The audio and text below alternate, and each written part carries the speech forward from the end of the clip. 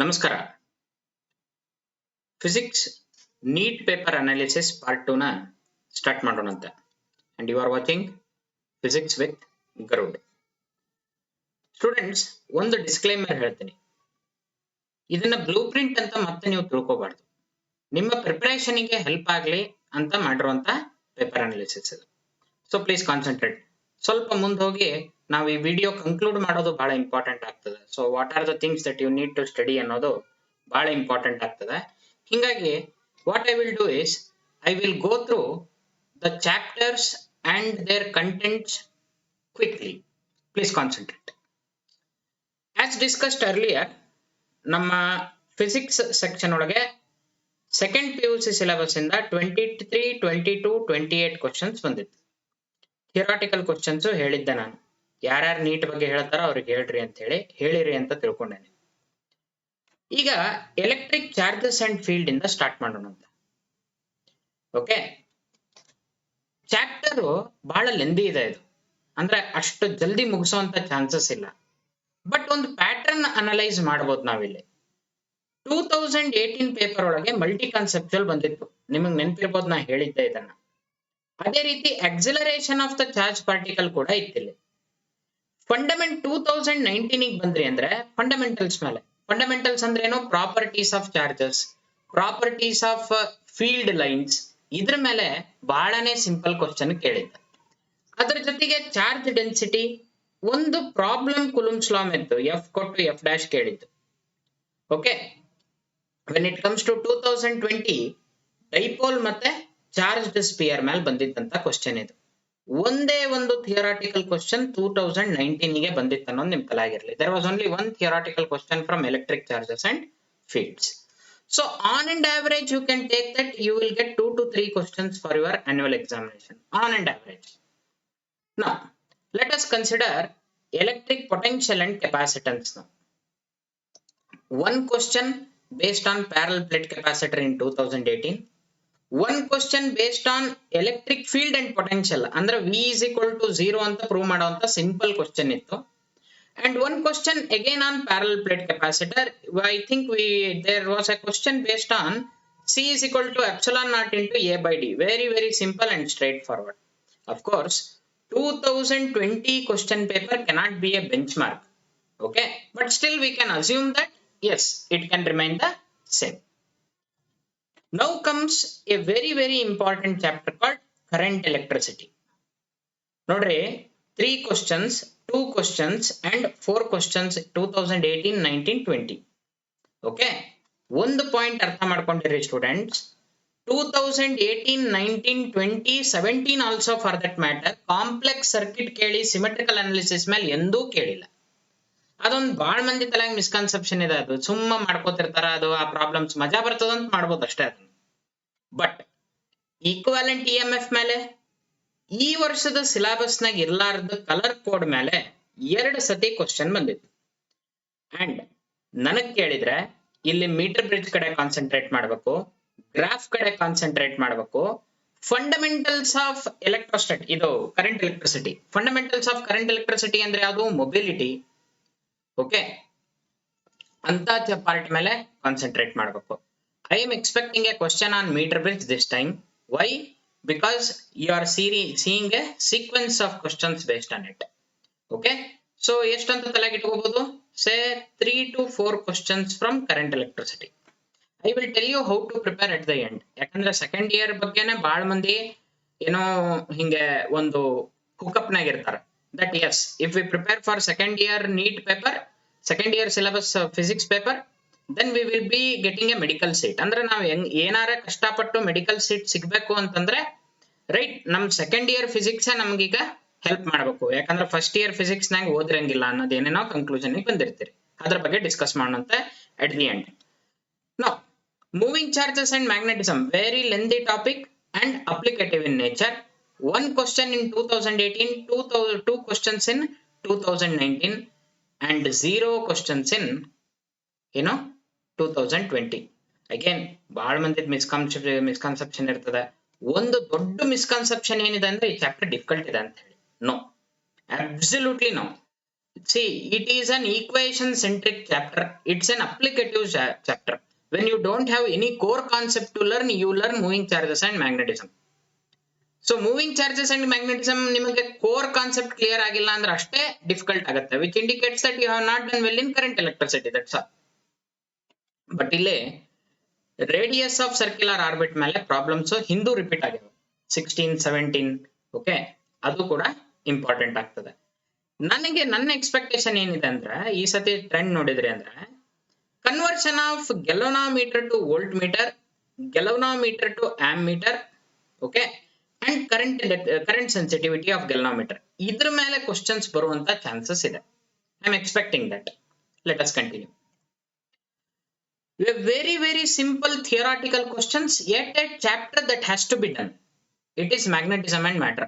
ಯಾಕಂದ್ರೆ ಒಂದು ದಿನ ಕೂತ್ ಓದ್ಬಿಟ್ರೆ ಅಂದ್ರೆ ಈ ಚಾಪ್ಟರ್ ಮುಗಿದೋಗ್ಬಿಡ್ತದೆ. ಒಂದು question 2018, 2019, 2020 students, you have to focus on earth's magnetism and very simple questions on permeability, right? ಇದ್ರ ಜೊತೆಗೆ I am expecting a question on magnetic materials. ಯಾವುದು paramagnetic, diamagnetic, ferromagnetic. Okay, discuss ಮಾಡೋಣ ಅಂತ ಮುಂದೆ ಅದನ್ನು. Then comes electromagnetic induction. 2 questions, 1 question. Okay, so generally asked question ಏನು? Self induction ಮೇಲೆ. Self induction ಆಗಿ ವೆರೈಟಿ 3 ಇರೋದು. ಒಂದು ಎಲ್ ಡೈರೆಕ್ಟ್ ಕೇಳಬೇಕು, ಇನ್ನೊಂದು ಬ್ಯಾಕ್ EMF ಕೇಳಬೇಕು, ಇನ್ನೊಂದು ಕೇಳಬೇಕಾಗಿರೋದು ಎನರ್ಜಿ ಸ್ಟೋರ್. ಸೊ ಕರೆಕ್ಟ್ ಆಗಿ ಸಾಲ್ವ್ ಅಂದ್ರೆ ಒಂದು ಮ್ಯಾಗ್ನೆಟಿಕ್ ಮೆಟೀರಿಯಲ್ ಮೇಲೆ ಕಾನ್ಸೆಪ್ಚುಯಲ್ ಕ್ವಶನ್ ಬಂದದಿಲ್ಲ. ಅಂದ್ರೆ a question has been linked to what you have learned in magnetism and matter. And of course eddy current ಮೇಲೂ ಇರ್ತದೆ. ಎಡ್ಡಿ ಕರೆಂಟ್ ಮೇಲೆ ಬಂತಂದ್ರೆ ತಿಳ್ಕೊಂಡ್ಬಿಡ್ಬೇಕು, ಬಹಳನೇ ಸಿಂಪಲ್ ಕ್ವಶನ್ ಇರ್ಲಿಕ್ಕೆ ಬೇಕು. Then alternating current 1, 1, 2. ಇಲ್ಲಿ ಕಾಮನ್ ಇರೋದು ಇದು ಇಷ್ಟೇ. RLC ಸೀರೀಸ್ ಸರ್ಕ್ಯೂಟ್ cos φ ಕೇಳಬೇಕು, φ ಕೇಳಬೇಕು, ಇಲ್ಲ ಅಂದ್ರೆ ಅದ್ರ ಮೇಲೆ ರೆಸೊನೆಂಟ್ ಫ್ರೀಕ್ವೆನ್ಸಿ ಮೇಲೆ ಕೇಳಬೇಕು, ಇಷ್ಟಾಗೆ ಇರ್ತದೆ. 2020 ಒಂದು ಫಂಡಮೆಂಟಲ್ ಕ್ವಶನ್ ಇತ್ತು RMS ವ್ಯಾಲ್ಯೂ ಮೇಲೆ, ಅಷ್ಟು ಸಿಂಪಲ್ ಕ್ವಶನ್ ಬರುತ್ತೆ ಅಂತ ಹೇಳಲಿಕ್ಕೆ ಆಗೋದಿಲ್ಲ. Then electromagnetic waves, once again ಈ ಚಾಪ್ಟರ್ ಬಿಡಬಾರ್ದು. ನೋಡ್ರಿ, ನಿಮ್ಗೊಂದು ಮಾತು ಹೇಳ್ತೀನಿ, ಮೂವಿಂಗ್ ಚಾರ್ಜಸ್ ಅಂಡ್ ಮ್ಯಾಗ್ನೆಟಿಸಮ್ ಇಂದಾನು 2 to 3 ಕ್ವಶನ್ಸ್ ಇದೆ. ಎಲೆಕ್ಟ್ರಿಕ್ ಪೊಟೆನ್ಷಿಯಲ್ ಅಂಡ್ ಕೆಪಾಸಿಟೆನ್ಸ್ ಇಂದನು 2 to 3 ಕ್ವಶನ್ಸ್ ಇದೆ. ಮ್ಯಾಗ್ನೆಟಿಸಮ್ ಮ್ಯಾಟರ್ ಇಂದಾನು ಅಷ್ಟೇ ಬಿಡೋದು. ಇದು ಸಾರಿ, ಎಲೆಕ್ಟ್ರೋಮ್ಯಾಗ್ನೆಟಿಕ್ ವೇವ್ಸ್ ಇಂದಾನು ಅಷ್ಟೇ ಬಿಡೋದು, ಬಿಡಕ್ ಹೋಗ್ಬಾರ್ದು ಅದನ್ನ. ಇಲ್ಲಿ ನಿಮ್ ಔಟ್ ಆಫ್ ಸಿಲೆಬಸ್ ಆಗೋದು ಡಿಸ್ಪ್ಲೇಸ್ಮೆಂಟ್ ಕರೆಂಟ್. ನಾ ಮುಂದಿನ ವಿಡಿಯೋದೊಳಗೆ ಅದನ್ನ ಹೆಂಗ್ ಕವರ್ ಮಾಡ್ತೀನಿ ಅಂತ ಹೇಳ್ತೀನಿ. ಫಂಡಮೆಂಟಲ್ಸ್ ಮೇಲೆ ಇರ್ತದೆ, ಭಾರಿ ಸಿಂಪಲ್, ಭಯಂಕರ ಸ್ಟ್ರೇಟ್ ಫಾರ್ವರ್ಡ್ ಕ್ವಶನ್ ಇರ್ತದೆ, ವೆಲಾಸಿಟಿ ಆಫ್ ಲೈಟ್ ಮೇಲೆ ಅಂತದ್ದು. So it's a very simple task for any one of you to conclude. Let us continue. Ray optics ಬಂದ್ರಿ ಅಂದ್ರೆ ಅಗೇನ್ ಬ್ಯಾಂಡ್ವಿಡ್ತ್ ಈ ಚಾಪ್ಟರ್ ಬಹಳ ದೊಡ್ಡದು, ಭಯಂಕರ ಓದ್ಬೇಕಾಗ್ತದೆ. ಇಲ್ಲೇ prism, mirror, lens, scattering of light ಎಲ್ಲ ಇದಾವೆ, optical instruments. Okay, but question ಅನ್ನ ಸ್ವಲ್ಪ ಪ್ರೆಡಿಕ್ಟ್ ಮಾಡಬಹುದಿಲ್ಲ, ಹೆಂಗೆ ಅಂತ ಹೇಳ್ತೀನಿ. Okay, prism, mirror, optical instrument, 3 questions in 2018, 3 questions in 2019 and only 1 question in 2020. ಇದು ತಲೆಯಾಗಿರ್ಕೊಳ್ಳಿ. ಸೊ ಬರ್ತಾ ಅದ್ರ ವೇಟೇಜ್ ಹೆಂಗ್ ಆಗ್ತಿದೆ ಅನ್ನೋದನ್ನು ನೋಡ್ಕೋತೀರಿ. ದೆನ್ ವೇವ್ ಆಪ್ಟಿಕ್ಸ್ ಬಂದ್ರಿ ಅಂದ್ರೆ there will be 2 questions in 2018, generally 1 to 2 questions, not more than that.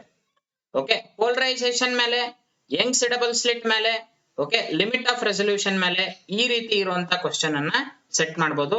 Again predictable, do or die concepts or Young's double slit experiment ಮಾಡ್ಲೇಬೇಕದು. Fringe width beta is equal to lambda D by D ಮಾಡ್ಲಿಕ್ಕೆ ಬೇಕದನ್ನ.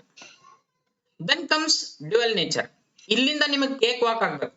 I am very frank here. Dual nature, atoms, nuclei, semiconductors, ಇದನ್ನ ಬಿಟ್ರಿ neat ನಿಮ್ಮನ್ನು ಬಿಡುತ್ತದೆ. Simple ಅದು. Okay, ನೋಡ್ರಿ, D Broglie wave length ಮೇಲೆ ಎಷ್ಟು ಕ್ವಶನ್ಸ್ ಇದಾವೆ. ಫೋಟೋ ಎಲೆಕ್ಟ್ರಿಕ್ ಎಫೆಕ್ಟ್ ಮೇಲೆ ನೋಡ್ರಿ, ಚಾಪ್ಟರ್ ಮುಗೀತದೆ, ಇದನ್ನ ಬಿಡ್ಲಿಕ್ಕೆ ಬಾರ್ದು. So once again 1 to 2 questions from dual nature of matter and radiation. Then comes atoms. Very small topic. ಏನ್ ಹೇಳ್ರಿ, ವೆಲಾಸಿಟಿ, ರೇಡಿಯಸ್, ಎನರ್ಜಿ, ಓಕೆ, ಆಮೇಲೆ ಅದು ಬಾಮರ್ಸ್ ಟು ಪ್ಯಾಷನ್ ಸೀರೀಸ್ ಅದ್ರದ್ದು ಅಂದ್ರೆ ಲೈನ್ ಸ್ಪೆಕ್ಟ್ರಮ್ ಅಥವಾ line series, okay, spectral lines ಅಷ್ಟ್ ಮಾಡ್ಕೊಂಡ್ರಿ ಅಂತಂದ್ರೆ ಒಂದು ಕ್ವಶನ್ ಅನ್ನ ನೀವು ಇಲ್ಲಿ ಮಾಡ್ಕೊಂಡ್ಬಿಡ್ಬೋದು. ಸ್ಟೂಡೆಂಟ್ಸ್ ಒಂದು ತಲೆಯಾಗಿ ಇಟ್ಕೊಂಡಿರ್ರಿ, ಸಿಂಪಲ್ ಚಾಪ್ಟರ್ ಇಂದ ಕ್ವಶನ್ ಸಿಂಪಲ್ ಬರ್ತಾವೆ. ಓಕೆ, ಡಿಫಿಕಲ್ಟ್ ಚಾಪ್ಟರ್ಸ್ ಇಂದಾನು ಸಿಂಪಲ್ ಕ್ವಶನ್ ಬರೋದು. ಅಂದ್ರೆ ಕಂಪ್ಯಾರಿಟಿವ್ಲಿ ನಾ ಹೇಳ್ತಿರೋದು, ರೈಟ್? ನೀವು ಬಹಳ ಹೆದರಿ ಹಿಂಗೆಲ್ಲ ತಲೆ ಕೆಡಿಸ್ಕೊಂಡು ಮಾಡುವಂತದ್ದಲ್ಲ, ರೈಟ್? ದೆನ್ ನ್ಯೂಕ್ಲಿಯೈ ನೋಡ್ರಿ, 3 ಕ್ವಶನ್ಸ್. ರೇಡಿಯೋ ಆಕ್ಟಿವಿಟಿ ಅಫ್ಕೋರ್ಸ್ ಈ ಪಾರ್ಟ್ PUC ಹುಡುಗರಿಗೆ ಕರೆಗೂ ಚಾಲೆಂಜಿಂಗ್ ಆಗುತ್ತೆ, ಯಾಕಂದ್ರೆ ತಗೊಂಡೇ ಇಲ್ಲ, it has been deleted. Nuclear reactions ಮೇಲೆ ನೋಡ್ರಿ, ಥಿಯರಾಟಿಕಲ್ ಕ್ವಶನ್ಸ್ ಇದೆ, ಮಾಸ್ ಎನರ್ಜಿ ರಿಲೇಷನ್ ಮತ್ತೆ ಬೈಂಡಿಂಗ್ ಎನರ್ಜಿ ಮೇಲೆ. ಇದು ನ್ಯೂಕ್ಲಿಯೈ. ಇನ್ನು ನೀವು ಮಾಡ್ಲಿಕ್ಕೆ ಬೇಕು, if things go fine, I am expecting 3 to 4 questions from this chapter. ಯಾವುದು? ಸೆಮಿಕಂಡಕ್ಟರ್ಸ್. ಲಾಜಿಕ್ ಗೇಟ್ಸ್ ಗ್ಯಾರಂಟಿ, ಇಲ್ಲಿ ಬರೀ ಲಾಜಿಕ್ ಅಂತ ಬರ್ತೀನಿ, ಲಾಜಿಕ್ ಗೇಟ್ಸ್ ಅದು. ಡಯೋಡ್ ಕಾಮನ್ ಇದೆ, ಟ್ರಾನ್ಸಿಸ್ಟರ್ ಬಿಟ್ಬಿಟ್ರಿ ಬೇಕಂದ್ರೆ, ಯಾಕಂದ್ರೆ ಡಿಲೀಟೆಡ್ ಪೋರ್ಷನ್ ಆಗಿದೆ. ಮುಂದೆ ಹೆಂಗ್ ಸಾಲ್ವ್ ಮಾಡ್ಬೋದು ಅನ್ನೋದು ನೋಡೋಣ ಅಂತ ನಾವು. ಅಂದ್ರೆ ಬಿಟ್ರಿ ಅಂದ್ರೆ ಎಕ್ಸಾಮಿಗೆ ಬಿಟ್ರಿ ಅಂತ ಹೇಳ್ತಿಲ್ಲ ನಾನು, ಈಗ ಸದ್ಯಕ್ಕೆ ತಲೆ ಕೆಡಿಸ್ಕೋಬೇಡ್ರಿ. ಇನ್ನು ಹಗಲು ರಾತ್ರಿ ಟ್ರಾನ್ಸಿಸ್ಟರ್ ಕೊಟ್ಟು ಟ್ರೈನ್ ಮಾಡ್ಬೇಕು, ಟ್ರಾನ್ಸಿಸ್ಟರ್ ಕೊಟ್ಟು ಟ್ರೈನ್ ಮಾಡ್ಬೇಕು, ಹಂಗಲ್ಲ. ಈಗ ಸದ್ಯಕ್ಕೆ ಇಷ್ಟು ಫೋಕಸ್ ಮಾಡ್ರಿ. ಏನು? Logic gates, diode, N type P type theory, ಒಂದೆರಡು circuit diagram, straight forward questions, ಕೈ ಇಟ್ಟರೆ ಆನ್ಸರ್ ಬರಬೇಕು, ಆ ರೀತಿ ಸೆಟ್ ಆಗಿರ್ತದೆ. So these are the things that we need to conclude ನಾವು. ಆದ್ರೆ ಕೆಲವೊಂದು ಇಂಪಾರ್ಟೆಂಟ್ ಪಾಯಿಂಟ್ ಹೇಳ್ತೀನಿ, ಕರೆಕ್ಟ್ ಆಗಿ ಕೇಳ್ಕೊಡ್ರಿ students. First and foremost thing, ನಿಮಗೆ ಡಿಫಿಕಲ್ಟ್ ಆಗುತ್ತೋ ಸಿಂಪಲ್ ಆಗುತ್ತೋ ಅವೆಲ್ಲ secondary. 2 questions dual nature, 2 questions atoms, 2 questions nuclei, 4 questions ಎಲ್ಲಿಂದ? ಸೆಮಿಕಂಡಕ್ಟರ್ಸ್. ಅಂದ್ರೆ ಮಾಡರ್ನ್ ಫಿಸಿಕ್ಸ್ ಪಾರ್ಟ್ ಇಂದ, ಓಕೆ, 8 to 10 ಕ್ವಶನ್ಸ್ ಅಂತ ತಲೆಗಿಟ್ಕೋಬೇಕು. ಚಲೋ ಹೌದಿಲ್ಲ? ಹಿಂಗಾದ್ರೆ ಇದನ್ನ ಫಸ್ಟ್ ಹೊಡೆದು ಮುಗಿಸ್ರಿ, ಯಾಕಂದ್ರೆ ಈ ಚಾಪ್ಟರ್ ಹಿಂದ್ ಮುಂದೆ ಏನು ಬೇಕಾಗಿಲ್ಲ, ಕಾಮನ್ ಸೆನ್ಸ್ ಇದ್ರೆ ಸಾಕು, ಮಾಡ್ಕೋತ ಹೋಗ್ಬೋದು. ನೆಕ್ಸ್ಟ್ ಇಲ್ಲಿ ನೀವು ಇದು ಒಂದು ಚಾಪ್ಟರ್, ಇದೊಂದು ಸಪರೇಟ್ ಇಟ್ರಿ ಅಂದ್ರೆ, ಇನ್ನು ಮುಂದೆ ಮಾಡುವಂತ ಯಾವುದೇ ಚಾಪ್ಟರ್ ತಗೊಂಡ್ರು ನೀವು ಮಾಡ್ಬೇಕಾಗಿರೋ ಕೆಲಸ ಏನು ಅಂದ್ರೆ, ಹಿಂದಿಂದು ಮುಂದಿಂದು ಎರಡು ಓದ್ಬೇಕು. For example, electric charges and field ಓದಿದ್ರಿ ಅಂದ್ರೆ ಎಲೆಕ್ಟ್ರಿಕ್ ಪೊಟೆನ್ಷಿಯಲ್ ಅಂಡ್ ಕೆಪಾಸಿಟನ್ಸ್ ಓದ್ಲಿಕ್ಕೆ ಬೇಕು. ಇವೆರಡೂ ಸೇರಿಸಿ 3 to 4 ಕ್ವಶನ್ಸ್ ಆಗ್ತಾವ. ಅವಾಗ ಕರೆಂಟ್ ಎಲೆಕ್ಟ್ರಿಸಿಟಿ ಓದಿದ್ರಿ ಅಂದ್ರೆ ಮೂವಿಂಗ್ ಚಾರ್ಜಸ್ ಅನ್ನ ಓದ್ಲೇಬೇಕು. ಅಗೇನ್ 5 to 6 ಕ್ವಶನ್ಸ್ ಆಗ್ತಾವ. ಅವಾಗ ಎಲೆಕ್ಟ್ರೋಮ್ಯಾಗ್ನೆಟಿಕ್ ಇಂಡಕ್ಷನ್ ಓದಿದ್ರಿ ಅಂದ್ರೆ ಆಲ್ಟರ್ನೇಟಿಂಗ್ ಕರೆಂಟ್ ಅನ್ನ ಓದ್ಲೇಬೇಕು. ಅಗೇನ್ 4 to 5 ಕ್ವಶನ್ಸ್ ಆಗ್ತಾವ, ಅಥವಾ 3 to 4 ಕ್ವಶನ್ಸ್ ಅಂದ್ರೂ ಅಡ್ಡಿ ಇಲ್ಲ. ಓಕೆ, ಇದ್ರ ಜೊತೆಗೆ ಮಾಡರ್ನ್ ಫಿಸಿಕ್ಸ್ ನಾಗ ಎಲೆಕ್ಟ್ರೋಮ್ಯಾಗ್ನೆಟಿಕ್ ವೇವ್ಸ್ ಸೇರಿಸ್ಕೊಂಡ್ರಿ ಅಂದ್ರೆ ಬ್ಯಾಡ್ಪ, ನಿಮ್ ನಸೀಬೇ ಸರಿ ಇಲ್ಲ ಅಂತ ತಿಳ್ಕೊಡ್ರಿ, ಒಂದು ಕ್ವಶನ್ ಅಂತೂ ಬಂದೇ ಬರುತ್ತಾ. ಸೊ 9 to 11 ಕ್ವಶನ್ಸ್ ಗ್ಯಾರಂಟಿ ಆತ. ಯಾಕೆ ಡಿಫಿಕಲ್ಟ್ ಹೇಳ್ರಿ ಫಿಸಿಕ್ಸ್? ಇದನ್ನ ಫಸ್ಟ್ ತಲೆಗೆ ಇಟ್ಕೊಳ್ರಿ. ನೀವು ಏನು ಓದ್ತೀರಿ ಅನ್ನೋದು ಪ್ರೀ ಡಿಫೈನ್ಡ್ ಇರಲಿ, ಟೈಮ್ ಪಾಸಿಗೆ ಓದೋದ್ ಬಿಡ್ರಿ.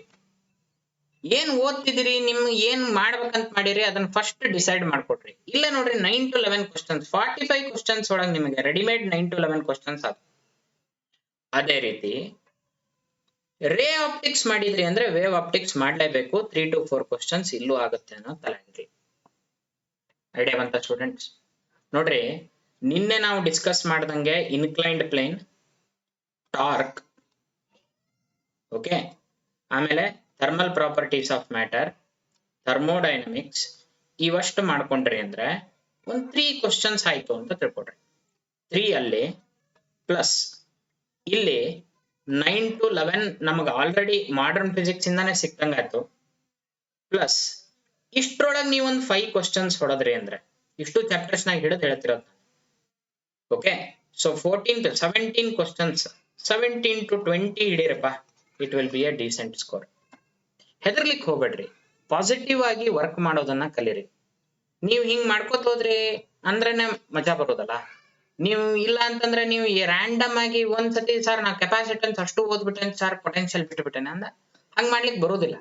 ಆಮೇಲೆ ಒಂದ್ ಅರ್ಥ ಮಾಡ್ಕೊಡ್ರಿ, ಫಿಸಿಕ್ಸ್ ಒಂದು ಚೈನ್ ಇದ್ದಂಗ. ನೀವೇ ಬೇಕಿದ್ರೆ ಆಟಮ್ಸ್ ಡ್ಯುಯಲ್ ನೇಚರ್ ಇರ್ಲಾರ್ದ ಆಟಮ್ಸ್ ಮಾಡ್ಲಿಕ್ಕೆ ಬರುದಿಲ್ಲ.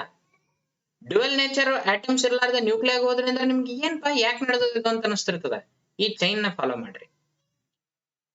ಆಮೇಲೆ ಇನ್ನೊಂದ್ ಪಾಯಿಂಟ್ ಹೇಳ್ತೀನಿ ಕೇಳ್ರಿ, ಯಾವ ಬುಕ್ ಚಲೋ ಅನ್ನೋದನ್ನ ನನಗ್ ಮೊದ್ಲು ಕೇಳ್ಬಿಟ್ರಿ.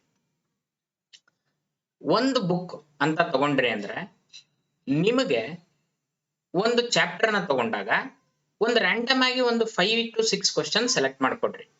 ನಿಮಗೆ ಆನ್ಸರ್ ಬಂದಿರೋದೇ ಆಗಿರ್ಬೋದು, ಬರ್ಲಾರದ್ದೇ ಆಗಿರ್ಬೋದು. ಆ ಚಾಪ್ಟರ್ ನ ಸೊಲ್ಯೂಷನ್ಸ್ ಅನ್ನ ನೋಡ್ರಿ, ಆ ಕ್ವಶನ್ಸ್ ಅನ್ನ ಸೊಲ್ಯೂಷನ್ಸ್ ಅನ್ನ ನೋಡ್ರಿ. ನಿಮಗೆ ಸೊಲ್ಯೂಷನ್ ಸೆಲ್ಫ್ ಎಕ್ಸ್ಪ್ಲನೇಟರಿ ಅನ್ಸಿತು ಅಂತಂದ್ರೆ ದೆನ್ ಯು ಆರ್ ಡನ್. ಆ ಬುಕ್ ಚಲೋ ನಿಮಗೆ. ನನಗೆ ಚಲೋ ಅನ್ಸಿದ್ ಬುಕ್ ನಿಮಗ್ ಚಲೋ ಅನ್ನಿಸ್ಬೇಕು ಅನ್ನೋದು ಇಲ್ಲೇ ಇಲ್ಲ.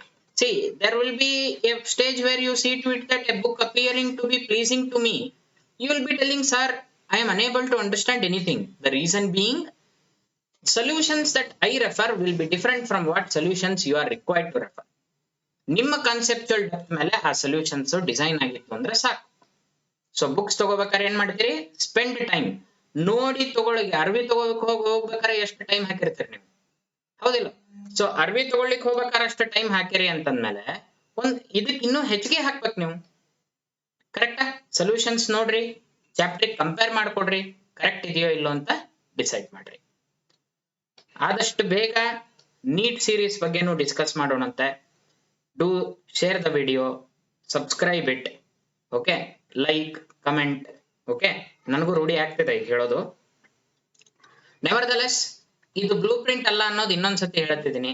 ಸೀರಿಯಸ್ ಆಗಿ ಕಾನ್ಸೆಪ್ಚುಯಲಿ ಓದ್ರಿ, ರೈಟ್? ಯೂಟ್ಯೂಬ್ನಾಗ ವಿಡಿಯೋಸ್ ನೋಡ್ತೀರಿ ಅಂತಾನೆ ತಿಳ್ಕೊಂಡೇನಿ, ರೈಟ್? ಎಜುಕೇಶನಲ್ ವಿಡಿಯೋಸ್ ಅನ್ನ, ರೈಟ್? ಸೊ ನಮ್ಮನ್ನು ಅದಕ್ಕೆ ಸಬ್ಸ್ಕ್ರಿಪ್ಷನ್ ಮುಖಾಂತರ ಸ್ವಲ್ಪ ಸಪೋರ್ಟ್ ಮಾಡ್ರಿ, right? Will see you tomorrow. I am planning for KCET analysis. By Sunday I will plan for NEET series also, and I will let you know. With this I conclude. Thank you.